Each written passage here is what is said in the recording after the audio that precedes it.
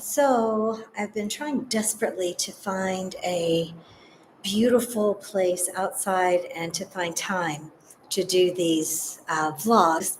And it just hasn't worked out, and days have gone by. So I just chose a spot in front of one of the windows.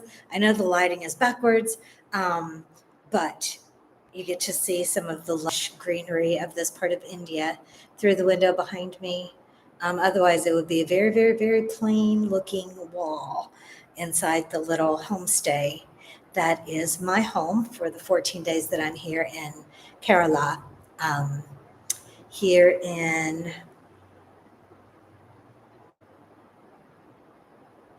Komatal. As soon as I turn the camera on, I can't remember the name of this place. Um, I'm going to find it. I'm going to write it in the description if you really want to know. So it's a beautiful little province on the shore in India, in Kerala. So I made some notes. I did a transcript this morning for my regular journal with all of my private things and the things that I only talk about with my insiders over at Magic Makers.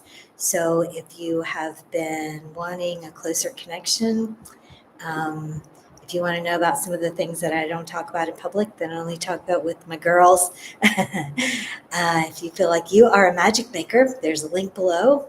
Come and join me over there. In the meantime, click the like button.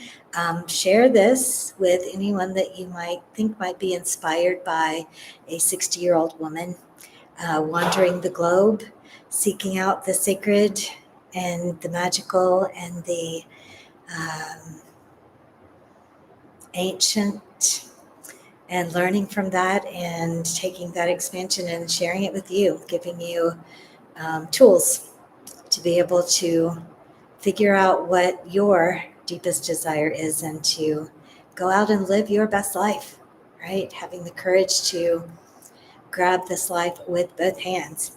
All right, so since there is so much and I tend to ramble, I made myself some notes. I have been doing these Ayurvedic treatments. I'm going to share briefly about them. I won't get too graphic because some of the details are a bit graphic, but starting today and working backwards, this afternoon, I had a chiropractic adjustment like you would not ever imagine. I've been to plenty of chiropractors and they do your neck, they do your back, they might do your hips and your shoulders. This guy adjusted my fingertips and my toes and my knees. I mean, every muscle in my body got adjusted. And I've been told to be still for 5 hours. And so I'm going to do my best to do that. It's very, very interesting. Today was also a little enema treatment, a powder massage thing. And of course, I have my yoga first thing in the morning. And so I have taken really good notes about what this whole Ayurvedic journey is about. But it's meant to completely detox my body, to get everything back into balance, and to give me a foundation on which to move into even greater vitality. That's my goal. I'm 60 and I want to, from this point forward, be getting more vital and more vibrant and more agile and lean and capable and not less like everybody tells us we have to do. Right. So if you take nothing else from this,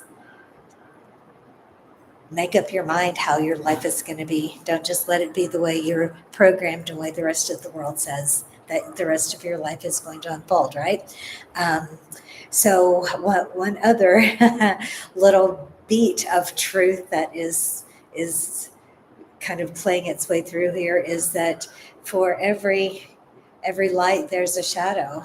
Um, and the spontaneity and going with the flow that is my way can sometimes be the opposite, meaning spontaneity and well, not meaning impulsiveness and poor financial decisions. And so in this process, there's some miscommunication and some language barriers that I've wound up overspending by a lot and put myself in kind of a sticky financial situation. But the beautiful news is that at this stage of in my personal development, I know that I don't need to panic about that. I know I don't need to um, fret or worry or do anything really in response to that, because I know that everything will work out, right? I could choose to. I could choose to get all in there with my intellect and figuring things out and making plans and looking all around, or I could choose to be in the wise part of myself that can see forever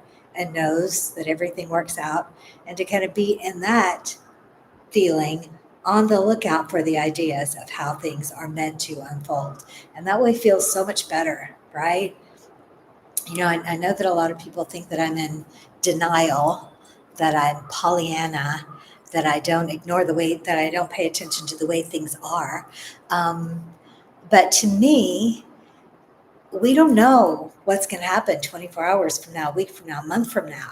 And, as I was coming up on these treatments, one day was all about uh, vanama, which is basically vomiting. And I could have dreaded that and thought, oh my God, it's going to be so horrible. I'm going to have to puke my guts up. And, nobody likes puking. And, I could have just dreaded that. But instead, I thought, oh, this is going to be a wonderful experience. It's going to be so cleansing and freeing. And I'm just going to go with the flow and just let go of all the toxins and all that. And so that's the attitude that I kept all the way up until the time of that treatment. And what was the reality? It was pretty gross. It was pretty uncomfortable. But all the time up until that I spent thinking it was going to be great, thinking it was going to be wonderful, that was all amazing time. Whereas if I had spent that time dreading, then that's time that would have been, just lost and not having fun, right? So if you don't know how things are going to work out, why not assume they're going to work out for the best, right? And feel optimistic and hopeful and on the lookout for all of the great things that could happen instead of being on the lookout for all the bad things that could happen. Right. So I didn't need to really get off on that soapbox, but the moral of the story, the end of this is that I'm short on money now, but I'm not worried about it. But if you were thinking of joining Magic Makers, this would be a really great time and would be really helpful for me. And I'm also going to put in place some way for you to just buy me a cup of coffee or a glass of coconut water if you don't like subscriptions, you don't like joining, you don't like committing to things, but you love the work and you love the stories. So I'm going to figure out how to make a path for that. So, um, okay, let's see. So that's where I am. I am a little over halfway through my treatments. We sort of cut my excursion short to save money and returned the car and, cut costs every way that we could. However, I was taken today to a beautiful resort. I'm going to share pictures with you. I'm going to plan a retreat in the future. I had all these daydreams in my mind of gathering up a group of wonderful women who want to come and heal and be pampered and be return to their true selves and meditate with me and journal with me and do body work with me and engage in all of these Ayurvedic treatments and yoga and magic together in a retreat setting, maybe next year, maybe in 2027. But I would love for us to be able to come to this retreat. I'm going to put together the pictures and share those so you can be daydreaming along with me, and we'll see how the universe puts that together. And tomorrow I'll be going on a tour of the city, I think to a petting zoo. We'll see how that goes. I was pretty clear about how I feel about the exploitation of animals for the entertainment of humans. But I was assured that in this particular instance, these are animals that were rescued and that they are having an amazing life and that they are actually enjoying their interactions with humans. I will reserve judgment and see that for myself. But we're going to see animals and art and architecture and things like that in the city of Tribarandum. Yeah, sorry. Again, I will look that up and put it in the description too. So, yeah, I think that's a good catch up for today's vlog. I'm pretty sweaty. but feeling pretty clean and feeling light. And every morning in my yoga sessions, I feel stronger and more aligned. And I don't feel any of the weight dropping off yet. It's very interesting leading up to the purging part of this treatment. They were feeding me a lot of food, and it just felt counterproductive, And this was just one of those times during this journey that I've had this little battle, if you will. That's not really the right word, but I'll explain and you can figure out what the right word is, between what I think is right, what my body is saying, what my intellect and my education and my background and my expertise are saying about what is happening, and my choice to appear as a student, to appear as a child, to be um, giving myself over to the people who are experts in this area, right? So that I can learn, so that I can expand my horizons. And so I asked, why is there, that I'm trying to reverse this weight gain that is not reversing on its own. One of the things that brought me here. So why am I eating so much food? And they explained that this was all a process of gathering up all of the toxins in my body so that when the purging part came along, they would all be in one place ready to be expelled from one end or the other. So it's really very, very interesting. I've had conversations that I'll talk more about. This is getting a little bit long for today, but like the meaning of namaste. If you talk to a layperson, and I may have talked about this before, I can't remember. My guide Arjun is a regular guy. He's not a yogi. He's not an Ayurveda person. He's really IT and tourism and very brilliant, but a layperson, right? And from his point of view, namaste just means hello. You say this to each other in the grocery store, right? So it's like hello, namaste. And when he hears us ending our yoga practices with namaste, he's like, what? Why are you saying hello at the end of the thing? Right. So that got me thinking that this was a cultural appropriation that was, I don't know. I still keep exploring these feelings around when is it okay to borrow from other cultures and traditions and faith paths and things like that, and to use them as our own. And so that brings me to having this same conversation with my yogi, who said, no, when you say namaste with this respect, with this bow, that it does have this deeper meaning.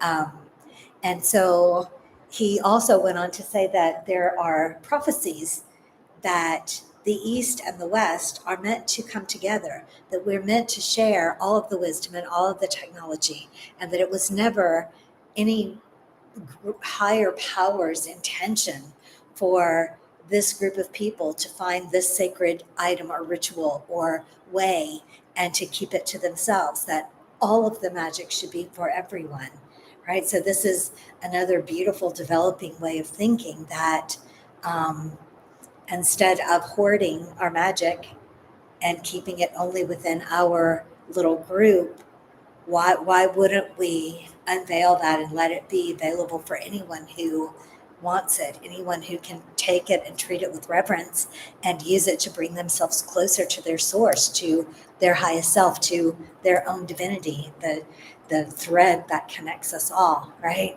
So again, off on another tangent, but these are things that I'm going to want to remember that I was learning, right? And these are reflections that I'm going to want to come back to. So it's for me and it's for you. Um, all right. I think that's a good place to stop for now. And again, we'll try to get back to doing these once a day so that they're shorter. If you look around, you will find a link to join me over at Everyday Magic. This is what it's all about, finding the sacred ordinary, creating everyday magic. And you can get closer to me with a free subscription. Just follow the link below, and you can join the paid tier, which is my Magic Makers Inner Circle. And that's where we get together almost every day for daily body magic, just engaging with all the parts of ourselves, finding the place of power and peace together. And we have a beautiful chance to chit chat before and after about things that I don't talk about out in the world, right?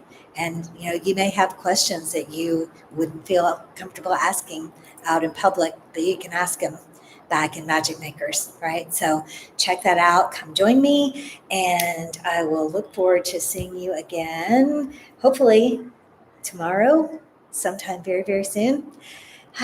In the meantime, I love you. Keep making the everyday magic and keep looking for the sacred ordinary. I'll see you soon.